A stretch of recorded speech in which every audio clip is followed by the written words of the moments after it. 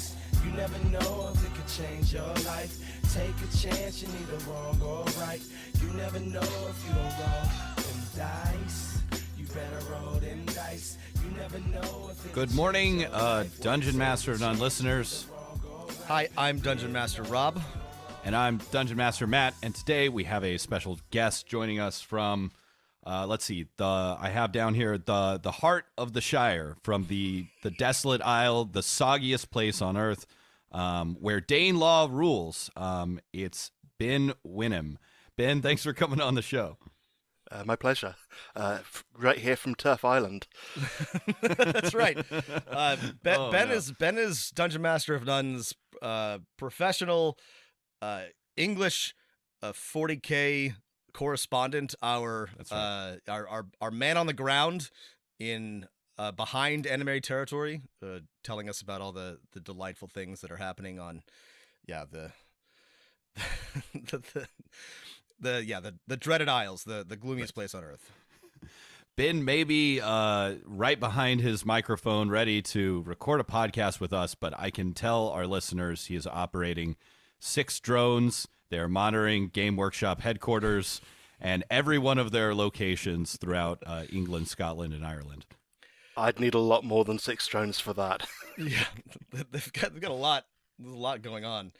Listen, keen-eyed, real DM of None heads will remember that we spoke at length about Warhammer 40K, and Ben was nice enough to give us a really thorough write-up on the current state of things, the history of the sort of the company and its relationship to, or attempt to not have a relationship to, fascism and all of that. And that has not really been, this was a year ago? That has not really been resolved. 40K continues to exist in a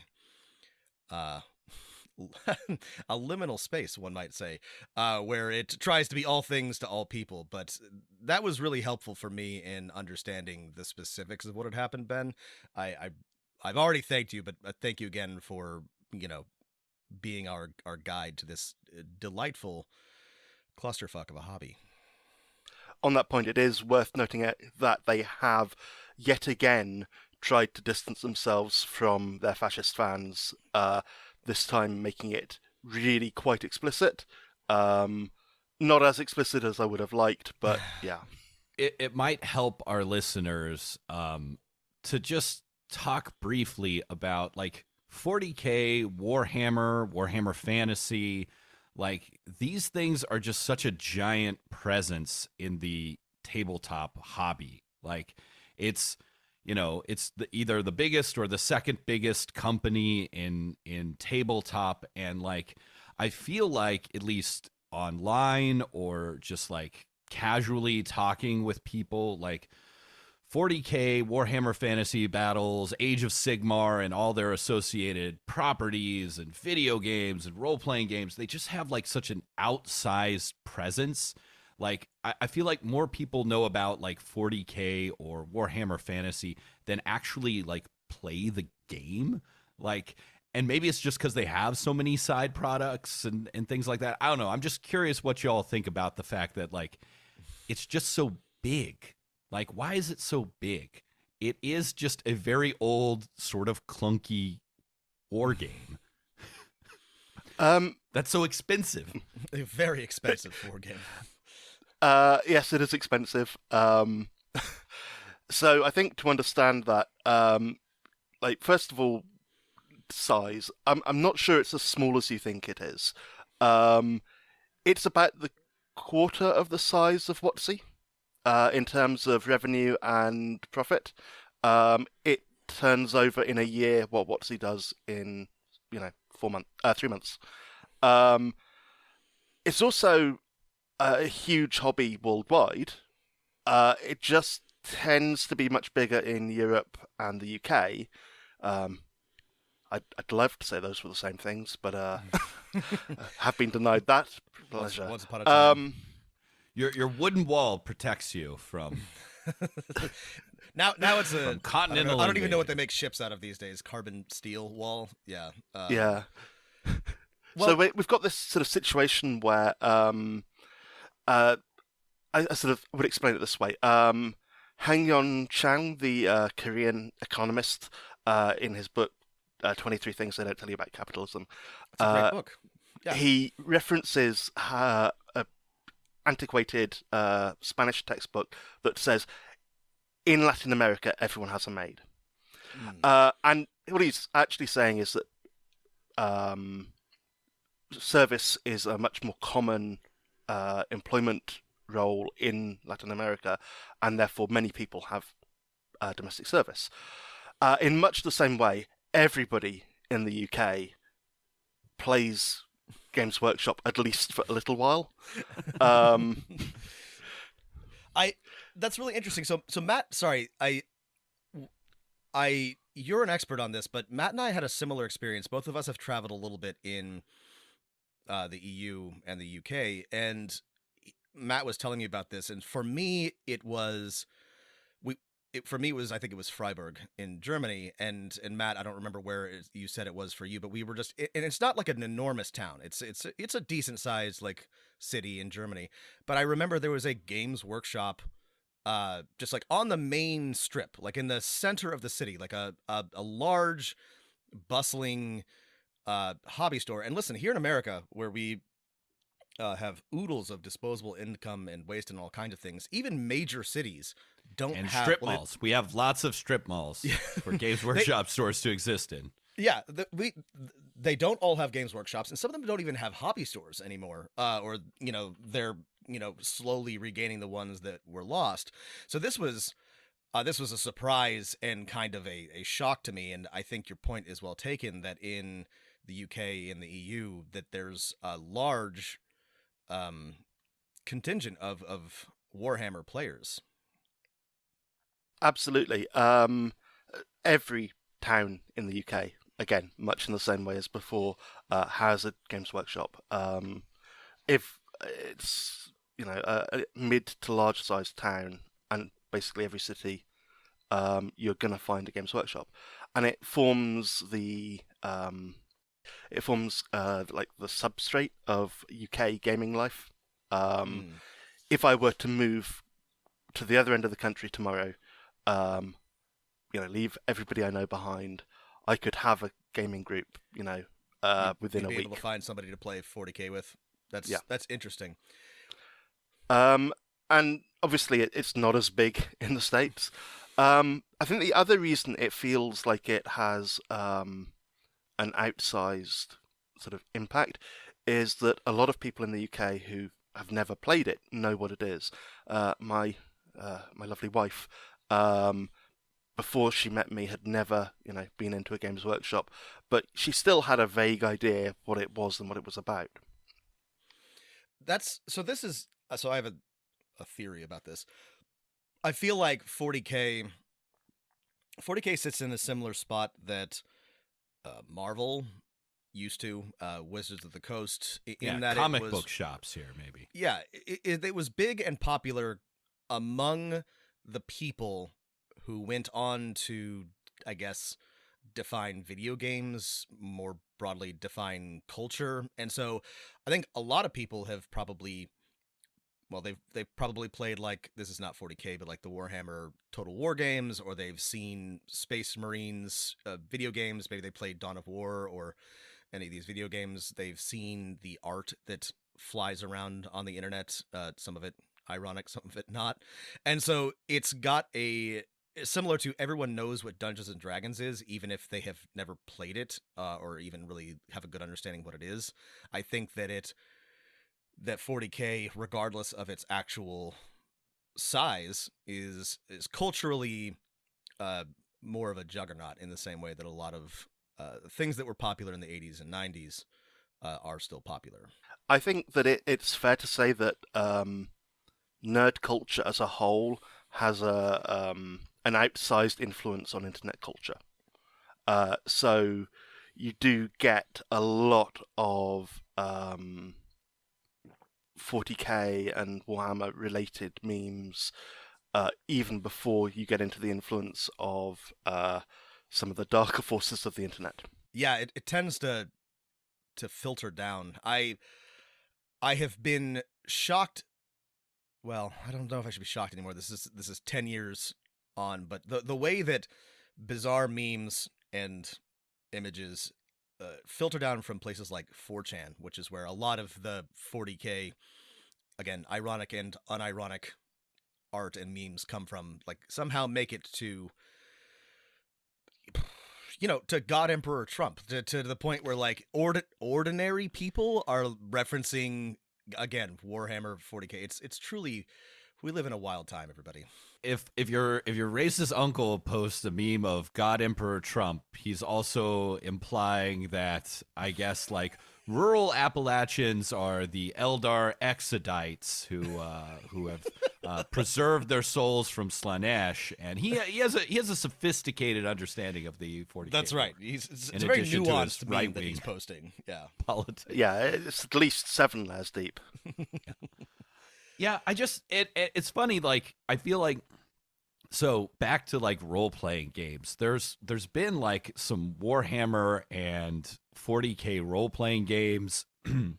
Back in the day, I owned the like Dark Heresy books, and they're just like very detailed and very clunky system. They have like a new system by Cubicle 7. It's just like, I feel like everyone talks about 40K, but like the number of people who have ever played a Warhammer Fantasy or 40K role-playing game is like less than 0.1%. I know the data from Roll20 say there was like, I don't know, like a 5% of the population had played a Warhammer 40K role-playing game, but it's just the systems were so bad, and the world is so confusing and, in a sense, pointless. Like, I just don't know why why people are so enamored of this world. I guess it's just so much art and stuff about it. Not to interrupt, but I think I remember on Roll20's data that like Warhammer Fantasy was one of the, again, not top 5, but maybe top 10. And as a role-playing game, it leaves a lot to be desired. But I guess maybe there really is that cultural influence, momentum. It's was that the case in England? Is just because everyone knows about Warhammer, like when people were picking up their first role-playing game, were they just as likely to pick up Warhammer Fantasy as they were Dungeons and Dragons back in the early aughts or 90s? 80s? I think in a lot of cases more likely. D&D is certainly hegemonic here, but it has a definite rival in like Warhammer Fantasy Roleplay. Here it is Woothrup, and everybody I know who is of who sort of came into adulthood by 2000 or 2001, and all of their older brothers and sisters, if they were involved in role playing, had probably played it a couple of times at least. And that is not always the case for D&D. Well, to stick on Warhammer Fantasy, here's a question I've always had, because I don't know as much about Warhammer Fantasy, mostly because I played for like a year 40K in college after, some of my friends convinced me to like blow all my money on some like Grey Knight army so they could just absolutely destroy me with their, like bullshit Eldar grav tanks or whatever. And they're like, well, thanks for spending $200 and all your time painting to join us. But like, I don't know as much about Warhammer Fantasy. Rob and I, for like a month in like 2010, like played the Warhammer Online game. Oh that yeah, was not Warhammer very good. Remember Reckoning, that? I think. I remember yeah. that. That was a brief MMO blip, but Yeah. we did play that. It's gonna be the next WoW killer. Does Warhammer Fantasy have the like same relationship with like right-wing politics in Great Britain, like during the 80s, and does it have the same like relationship with like fascism and the alt-right or is it like kind of separate from that because it's in such a weird like fake Holy Roman Empire setting? To answer that question, there is definitely some of that. anything where you've got like witch hunters as a Yeah. an element is going to attract a little bit of that kind of thing, and anything with references to sort of European past is probably going to attract some of it. But Warhammer Fantasy Roleplay is a game where you largely play working class heroes who are out to try and, you know, get a buck so they can survive and have a better life. It's pretty innately got some leftist themes going on. Like there's a hard scrabble to try and make a better world for yourselves in a place and time where aristocracy has all the power and all the wealth. And very often you are fighting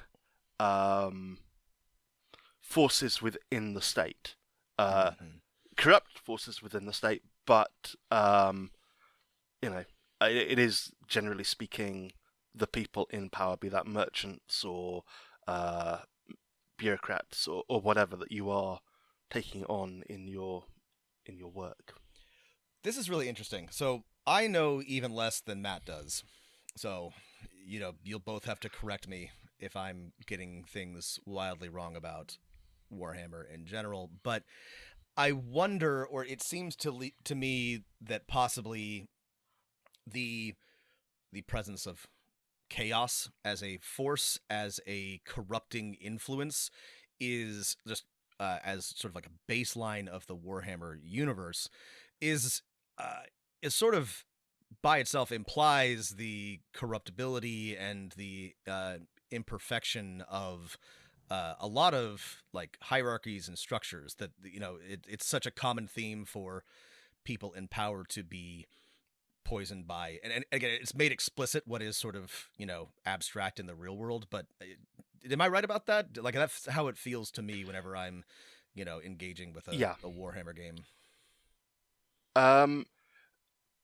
As a general rule, I think the sort of the preferred reading of all Warhammer texts is that power corrupts and authority is bad. But the way it chooses to explore this is through portraying the abuse of authority, rather than focusing on like, how do we make this better? At least in 40k, in Warhammer, like fantasy, the how do we make this better, or how do we root out this particular bad thing, is much more sort of explicit. The Enemy Within campaign, which fairly regularly gets selected as one of the best pre-written campaigns ever published, is explicitly about trying to weed out corruption within power structures. And, you know, it's a bloody good time to play, and really does sort of explore how power corrupts. But again, in 40k, the way it chooses to show this is, oh yeah, if you do capitalism for, you know, 10,000 years, you destroy planets, and that's fine because there are always more planets. Right, and you get cool armor and cool guns, and oh yeah, definitely the beautiful trappings of Empire. Everybody loves it. Well, this is Matt. I know if I'm stepping on you, but this is your second question about Warhammer. So again, we already talked about this, but this brings us to the satire question, and there's been some talk recently online about Verhoeven, for example, about Starship Troopers and RoboCop, and which are, in my opinion, very explicit satires of the police, of fascism, of the military in general. Almost, again, I didn't understand it when I was 12, but I as soon as I, you know, developed enough brain cells to think critically, I was like, I get it. But it does seem that people have trouble, especially Americans, struggle with nuance. So talk to us about the fascism problem in 40k, and I guess what's that meme? Satire requires clarity of purpose, or whatever. How I guess the game, the industry sort of failed to, at least at first, make it clear that it was satire. So I think early on they really didn't. Back in the days of Rogue Trader and the original Warhammer Fantasy Roleplay, I think the leftish or possibly even explicitly left-wing sentiments of the founders and writers were really quite explicit. The artwork in Rogue Trader, which is the first edition of 40k, makes it pretty clear that Marines are not like to be idolized. Their background is explicitly that they are penal soldiers that turned into warrior monks. It's really, quite a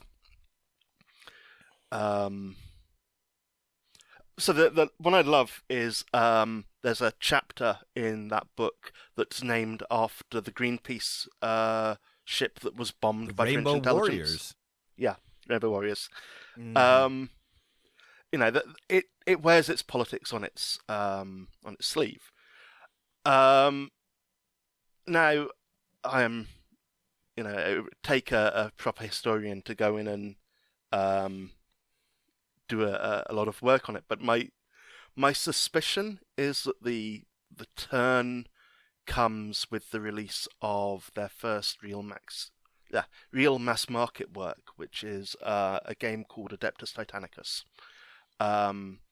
They, as a company, got enough capital together to get injection molding technology so that they could make plastic figures.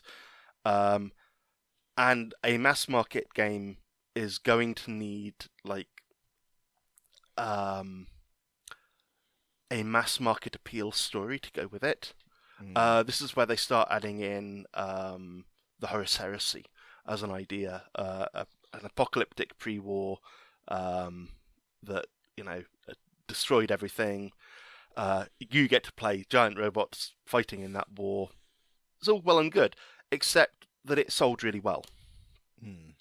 And then they started doing other sets, and that sort of grimdark, that particularly grimdark and not quite such a satirical take starts to take over in the way that things are presented. Now it's still that satire is still there. It's just not quite as explicit and broad anymore. And I think quite importantly, the quality of the writing and artists, or maybe less the artists, but certainly the quality of the writing has improved over the years since. And that helps to make things look through subtlety. And I know it's a weird thing to say about 40k, because it's not in any way subtle, but it is compared to what it was. They've started to obscure some of that history of itself.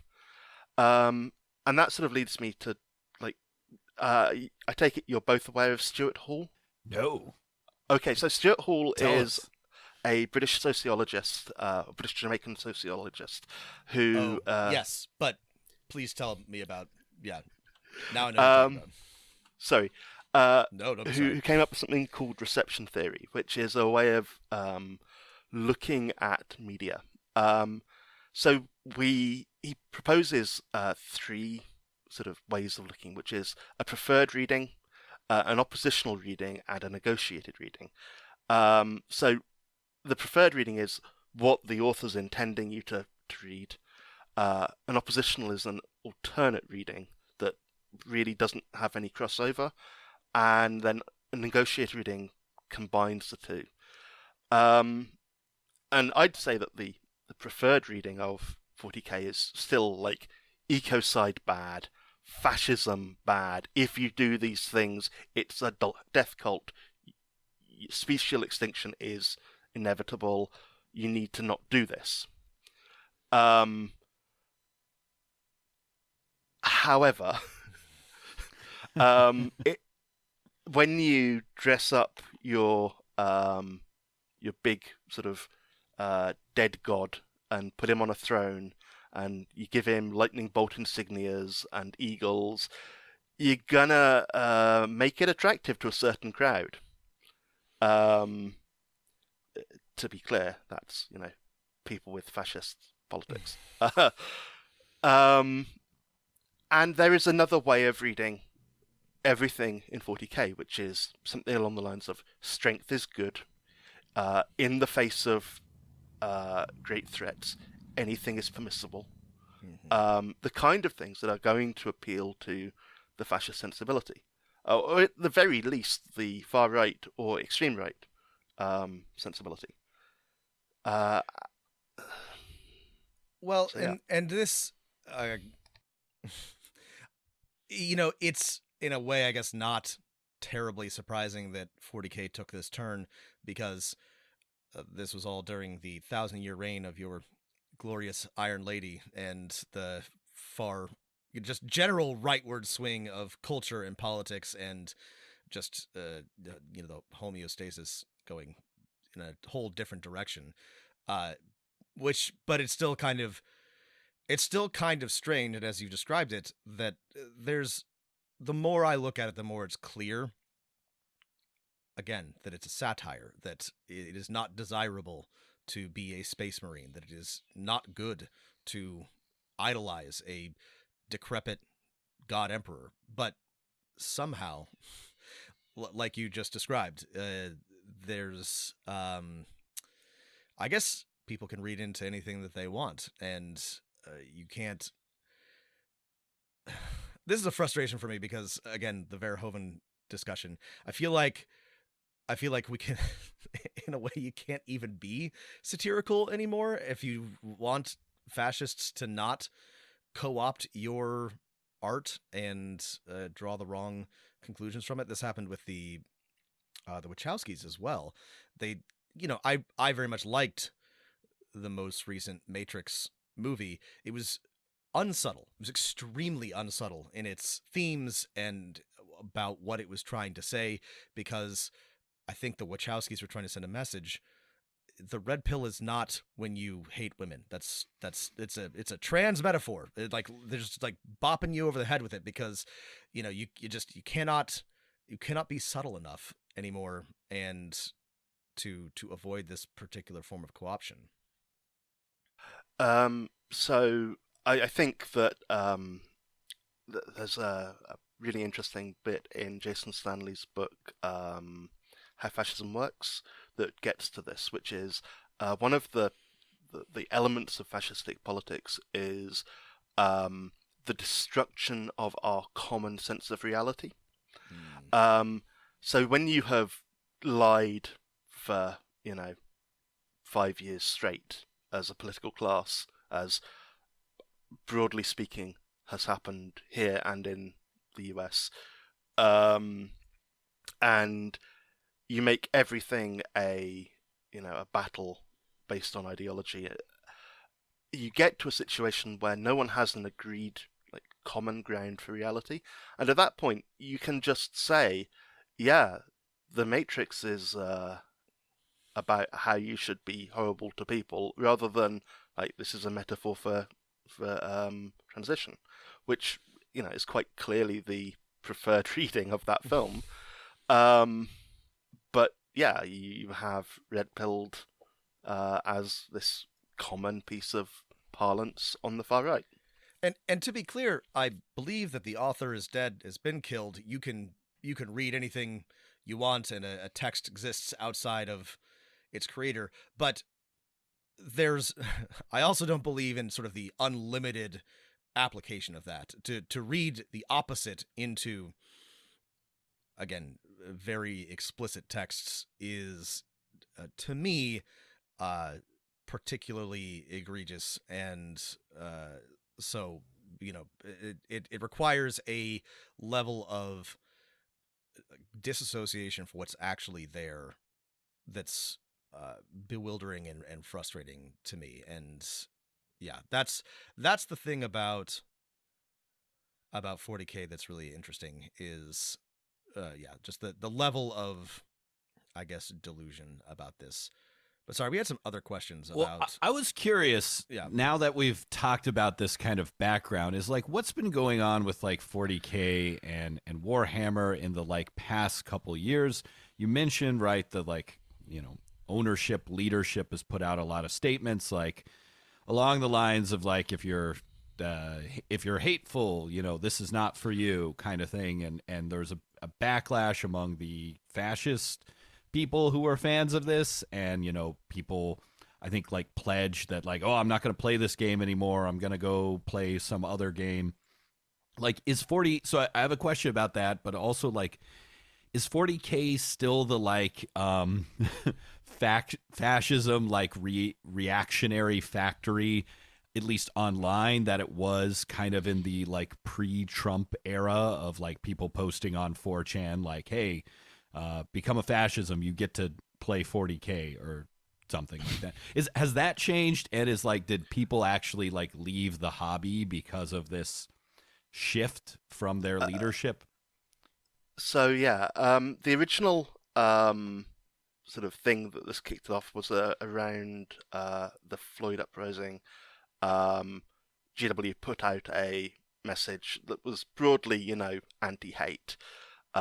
It was pretty milquetoast, but you know, good nonetheless. Solemn JPEG. What are you going to do?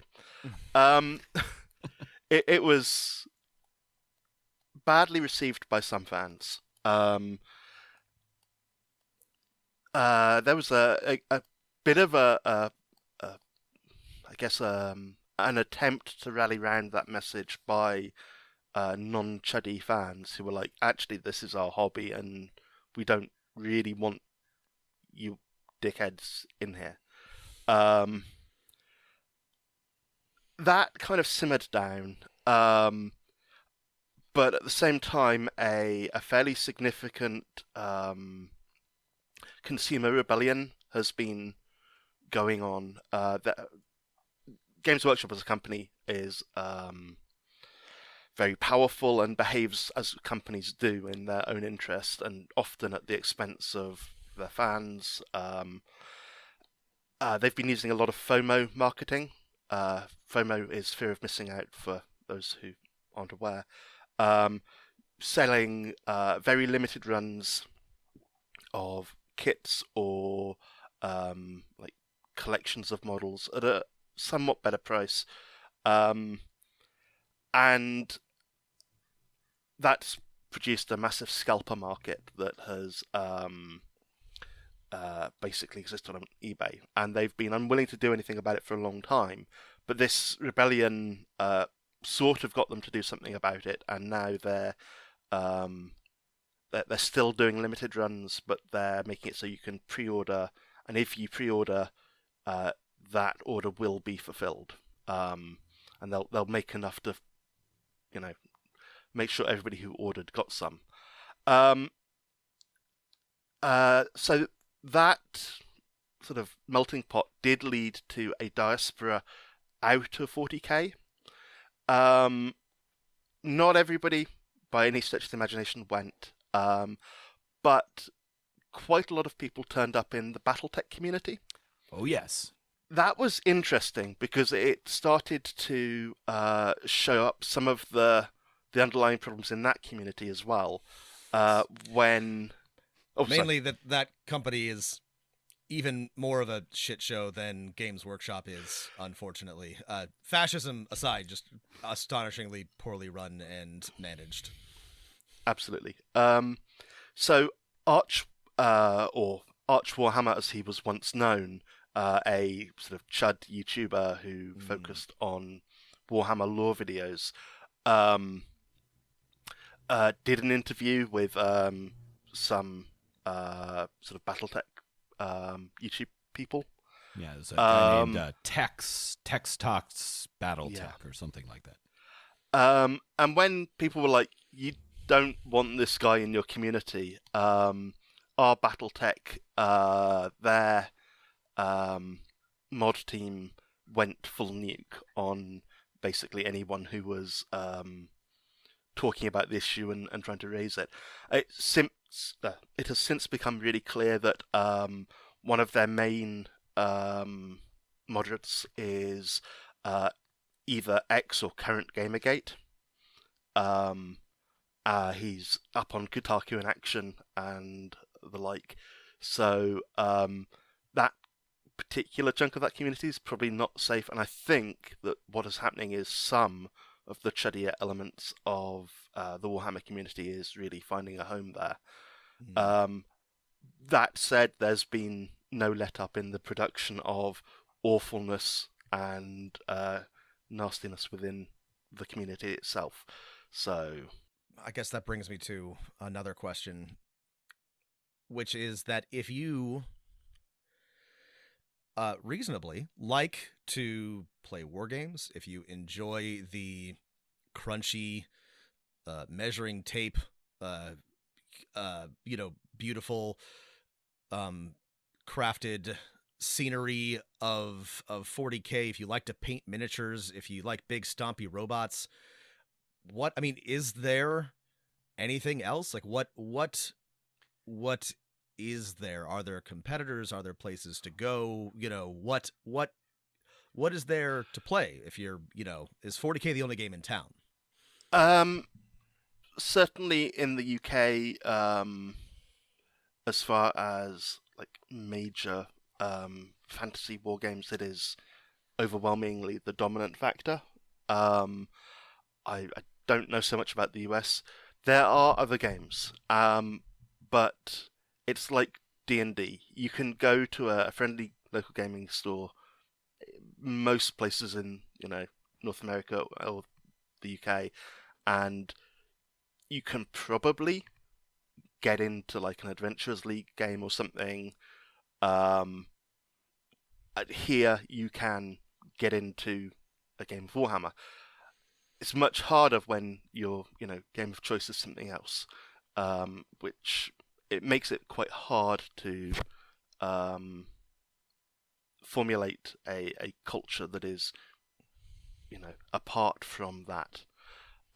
There is, however, some success in sections of the Warhammer community to produce safer versions of the hobby. The 28mm community, who are around stuff like Inquisitor 28 and other narrative skirmish games, they tend to be pretty good about policing their spaces and keeping the worst sort of far-right politics out. To wrap up our Warhammer and 40K discussion, if like you're like me and have been exposed to it and like maybe in college, like read like one novel of it or played like one game, and you're like, it seems like there might be some like interesting things here, like from a role-playing game perspective, from a dungeon master's perspective. Are there anything that like you personally like really like about the setting, the mechanics, the stories, the feel, the magic that you're like, this has kind of inspired some of my dungeon mastering or my games at my table and isn't all that bad? So as far as taking something out of it into other things, I think that that both Warhammer and 40K's role-playing games have historically done a really good job of looking at what it's like to be at the basis of a society, looking upwards, and I think that there's a lot that can be said in, say, D&D to playing, or to the idea of playing people who are under a hierarchy and are trying to make good under that situation. It provides a lot of gameable material and the opportunity to really engage in a fun way with that. Speaking of role-playing games, we're big fans of your, I guess it was last year or was it 2 years ago, came out on itch, the city of the Red Pox, and this is just like a fun want to say creepy Venice, Genoa, like a city for your players to inhabit. It's written for Troika, but I mean, I've used parts of it in my games, and this is just one of your many projects. So, let's talk about how you create creepy and doom and gloom stuff and fun horror at your table. So for me as a creator, I take influences from all over the place, especially anything that makes me scared or sad in real life. I know that not everybody has received City of the Red Pox particularly well because of its themes relating to the current unpleasantness, but it was a little bit of unfortunate timing. Yeah. It's not your fault. I recently watched, or is it? No, it's not. It's not. I recently watched the TV adaptation of Station 11, which was a book I liked a lot, and the TV show was great. Unfortunately, it involves a respiratory virus that destroys the world and makes it hard for me to recommend to other people. It also made it hard to watch, but so I gotta keep telling those stories. And so, yeah, I liked it, even though I actually like City of the Red Pox a lot. So, but yeah, that's sometimes life gets in the way.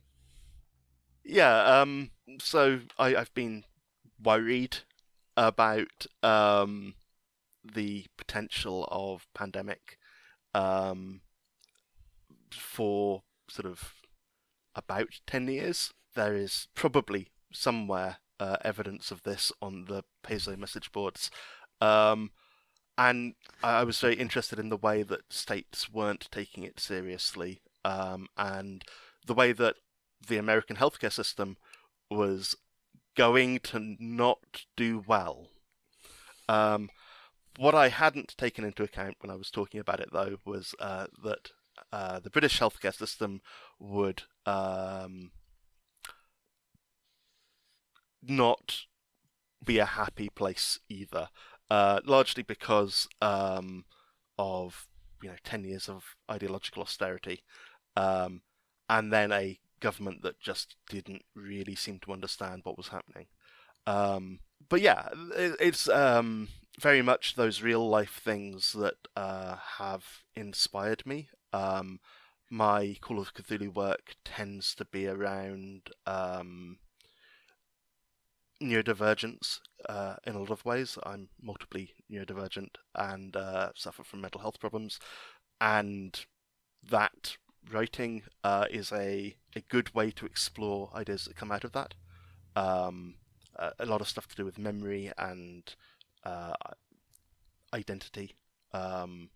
The next thing I have coming out through Sentinel Hill Press is all about what it would be like to be forgotten by everybody that you know, and how much of who you are is dependent on people's acceptance of that. So yeah. Damn, that sounds super dark and super cool. Yeah. So in the game, like you're a character who no one remembers.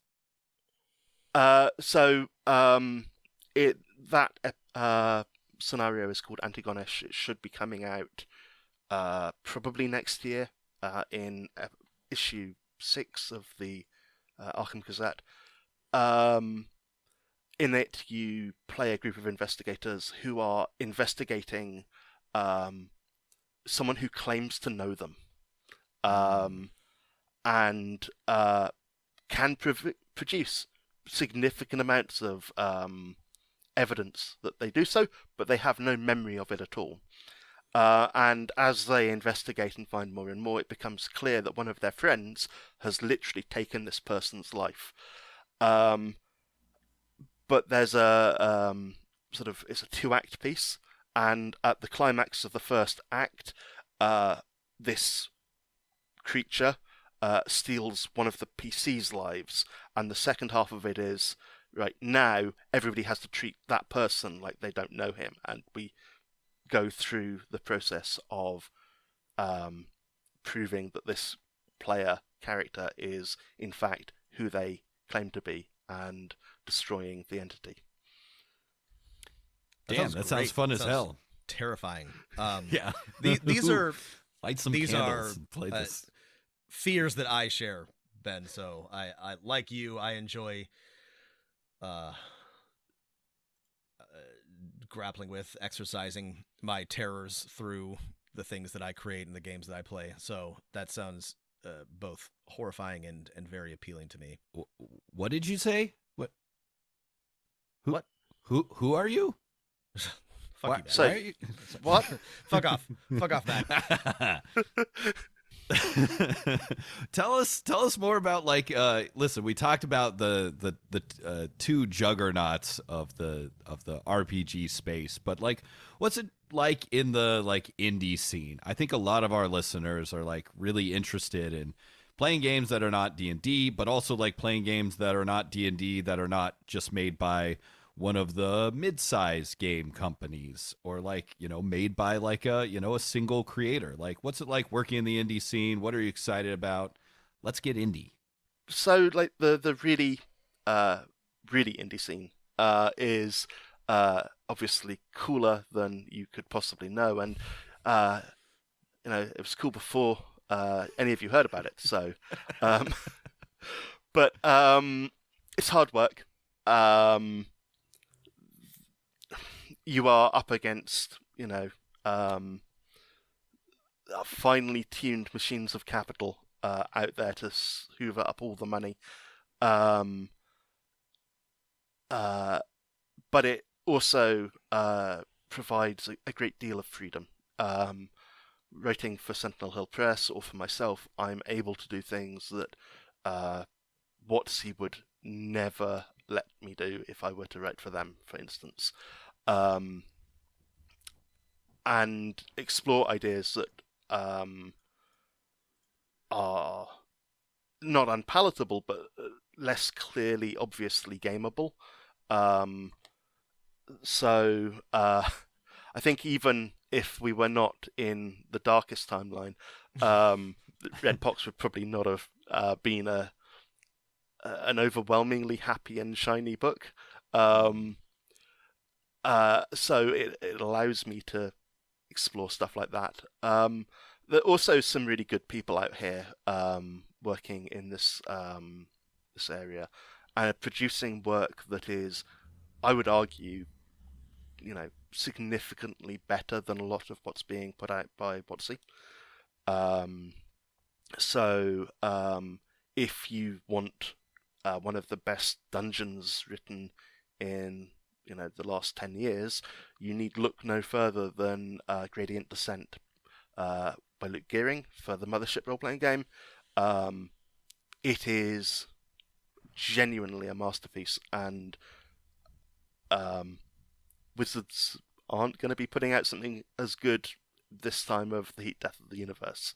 I think I can fairly safely say.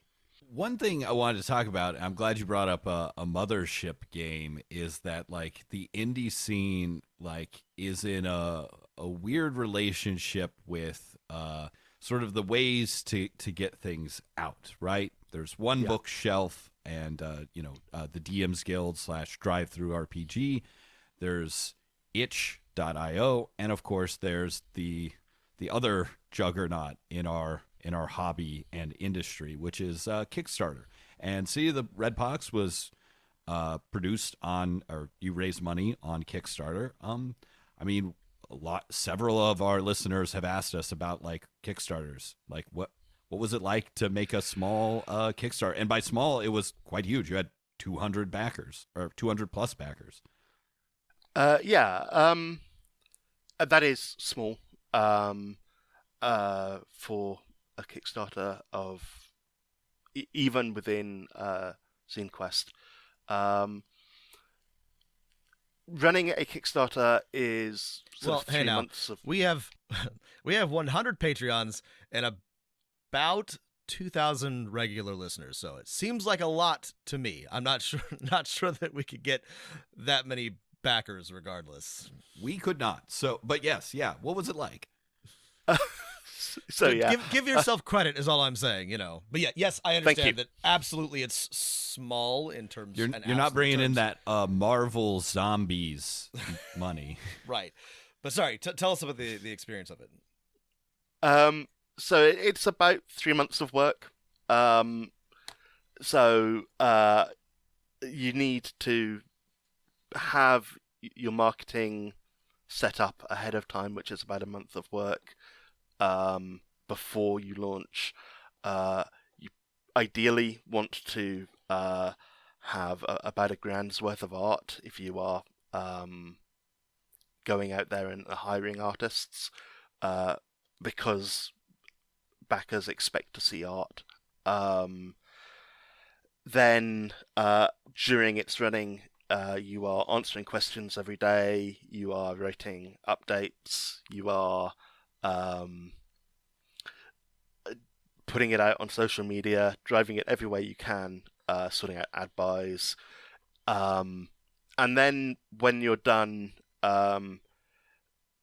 you have probably a solid month of work at the delivery point where you have to make sure that everything's sent out, that there are no problems with stuff that has been sent out, sending out additional copies if there's damage and stuff. And all of that is on top of writing a book or whatever else you might make. It's absolutely worth it. I couldn't have made the book without it. But make sure if you're going to do it, you are factoring in some portion of what the revenue you raise to pay yourself for that work, because it is work. Yeah, it sounds like it's really easy to run a Kickstarter and then end up with zero net, at least for yourself, right? Yeah. So, like the best piece of advice I can give regarding Kickstarters is, maybe don't do it. At least not as your first port of call.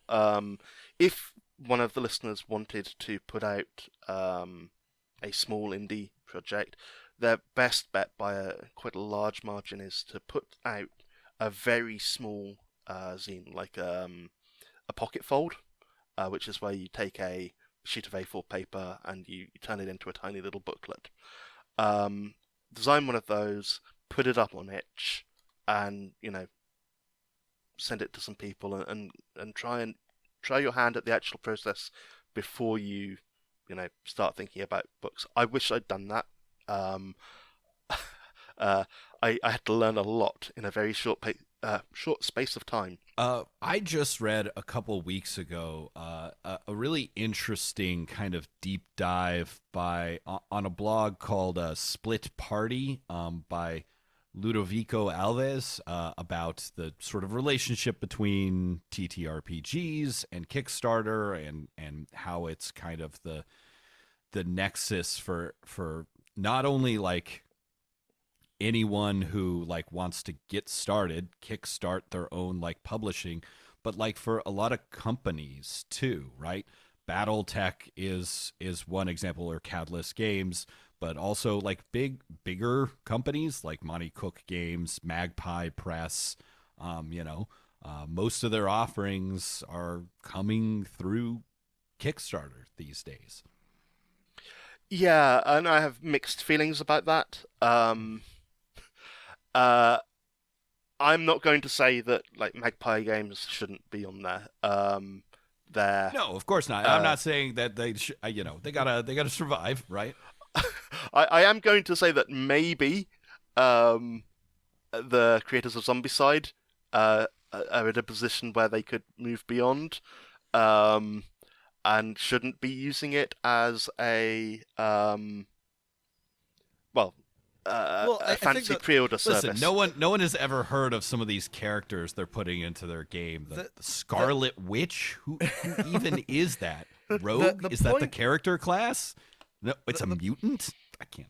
The point of the article, I think, and this was what I agreed with, was that it's not necessarily healthy for the hobby that Kickstarter is the staging ground for everything from your little indie project to the official Avatar role playing game or whatever. That tends to compress and distort the market in a way that isn't very good for small creators. And I think you've kind of alluded to this, but ideally you use Kickstarter until you're big enough, and then you don't anymore, because you don't have to give them a cut, and you have your own distribution network or whatever. But as it stands, everybody from little bitty to enormous still is kind of obliged to use it. Yeah, very much so. The large companies who use it are crowding out smaller users. That is undeniable. At the same time, they do bring in large numbers of users who may discover your work. It's a difficult balance. Certainly, again, I think Magpie. They're not a huge company, and because it's a licensed thing, they probably wouldn't have gotten the money from the creators of Avatar. So I'm always happy to see people in the RPG industry do well. Large sort of board game producers who've had multiple successful runs on a game. Who are now working with Marvel, maybe a little bit more ambivalent about. That said, I think the problems with Kickstarter run way further than just the kinds of people on it. While they have now unionized, they made it pretty difficult for their workers to do so. They're currently exploring moving on to blockchain, which I've got to say I struggled to see the use case. It also, for me, opens up really serious concerns about the privacy of my customers' data. I live in technically still within the EU for the purposes of a law called GDPR, which means I have responsibilities to people whose data I hold, and I could become, I could be fined fairly large amounts of money if I messed with that. So it's a non-trivial concern to me that, like, when it's on a blockchain, it's public access data. I work in an industry where this is relevant, and GDPR is great. I love it. It's terrific. It is going to the EU is making a lot of moves to actually enforce it in ways that are going to potentially disrupt exactly what you described. And I think I don't know that Kickstarter is actually going to do any of this blockchain shit. I often feel like that is something that companies will throw out to get investor interest. But if they do, that would be hugely problematizing for a lot of reasons, including the one that you described, but also just because what's the use case? What's the point? Anyway, sorry, I interrupted. Yeah. But yeah. Then there's the volatility of cryptocurrency. I don't really want to get paid for my work in a currency that is going to crash overnight, and mean I don't have the money for the printer anymore. Just that's not a great look for me. Yeah. And they've not been clear whether they would be using this as part of accepting cryptocurrency. The whole point there is quite weird, and I hope they don't do it. But they also behave pretty badly in a number of other ways for our industry, specifically with regards to zines. Right now, this month, would normally be Zine Quest, which is a festival of zine creation that they run. With about a month's notice, they moved it from February, which is almost the perfect time of year for it, to just before Gen Con, which means a whole host of indie creators had a bit of a panic attack.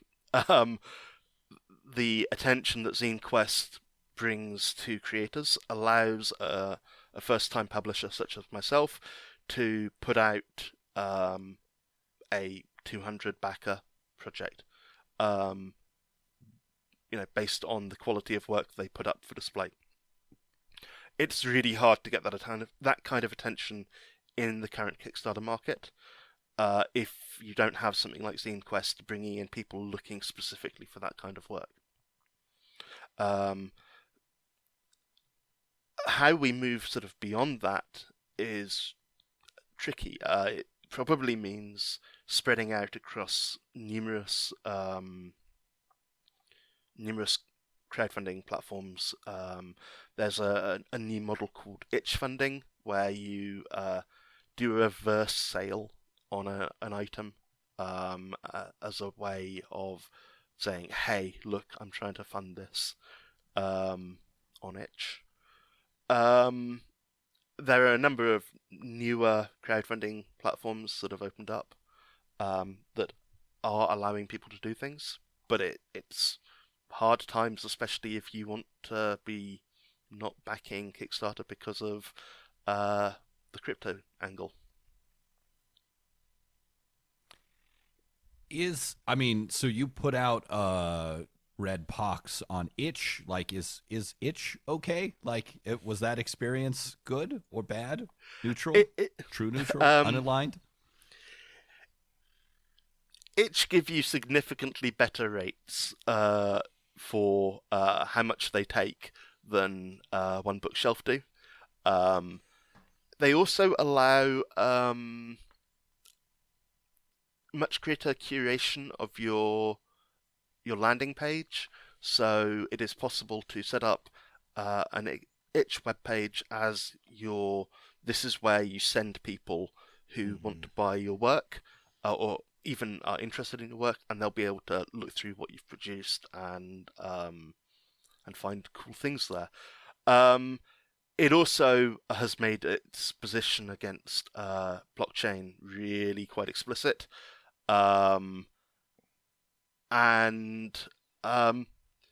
It provides a platform for adult content that is sort of second to none for those who wish to produce such things, which is good because, what people want to make and consume really should be up to them, not a company like One Bookshelf.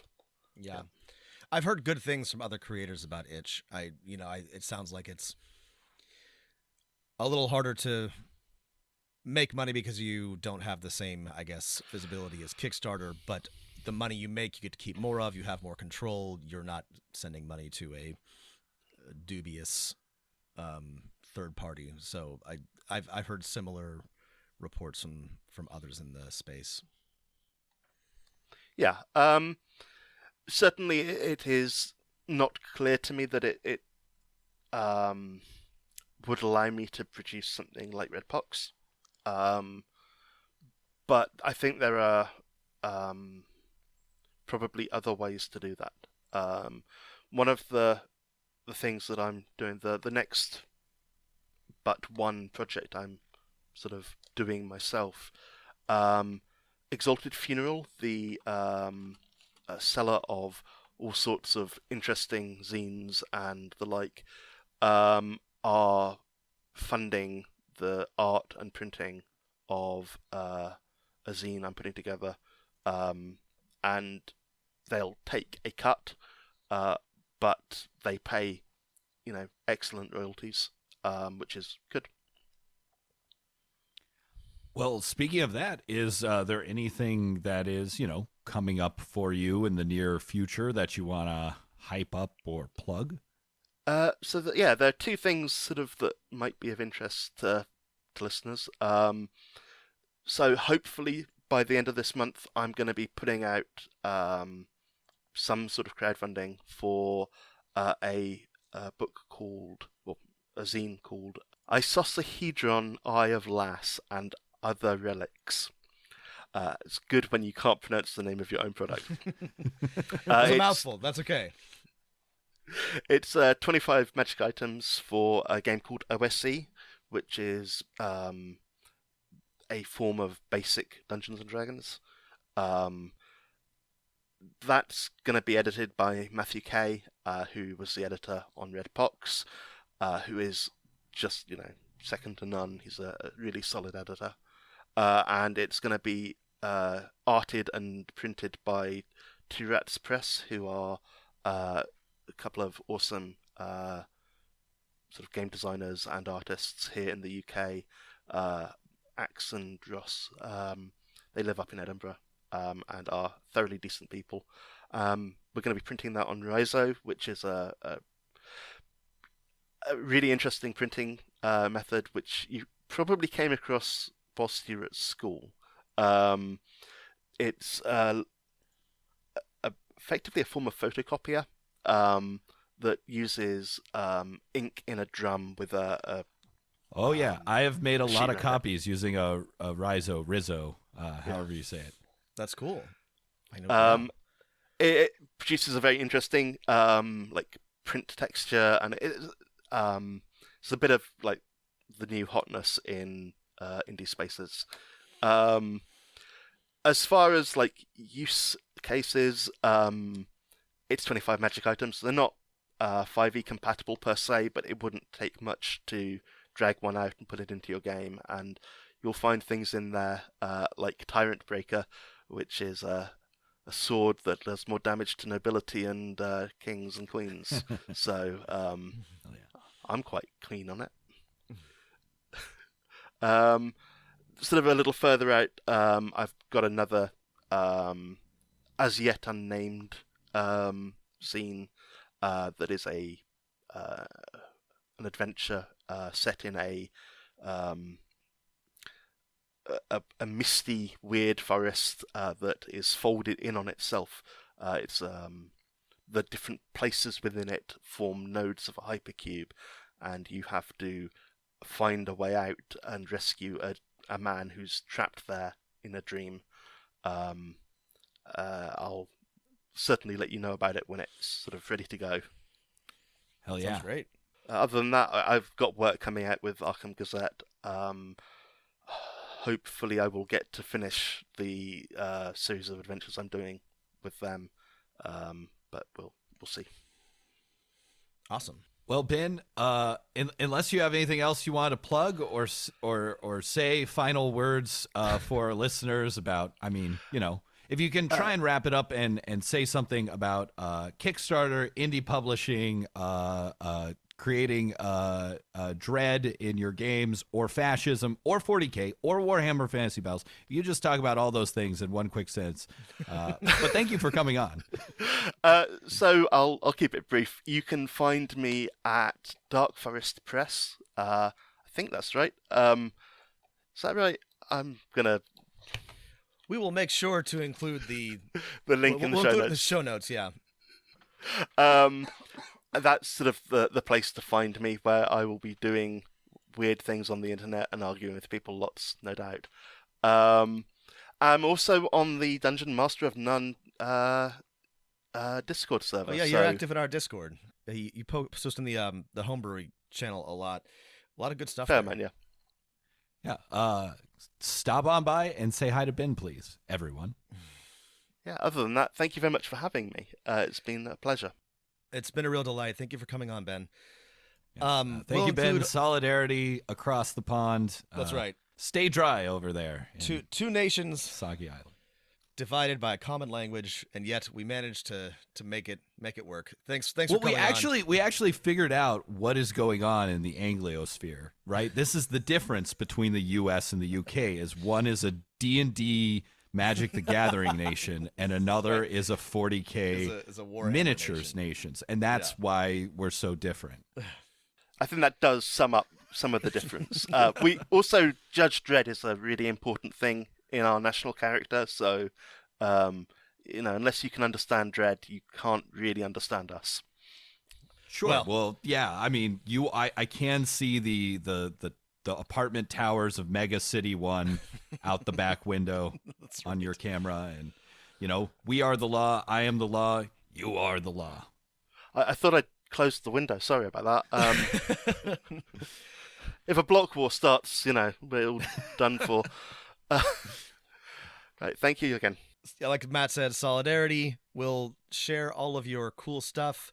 Thanks for listening, everybody. Stay healthy, stay safe, and keep rolling them dice. I was 21 years when I wrote this song. I'm 22 now, but I won't be for long. People ask me, when will you grow up to be a man? But all the girls I love at school are already pushing prams.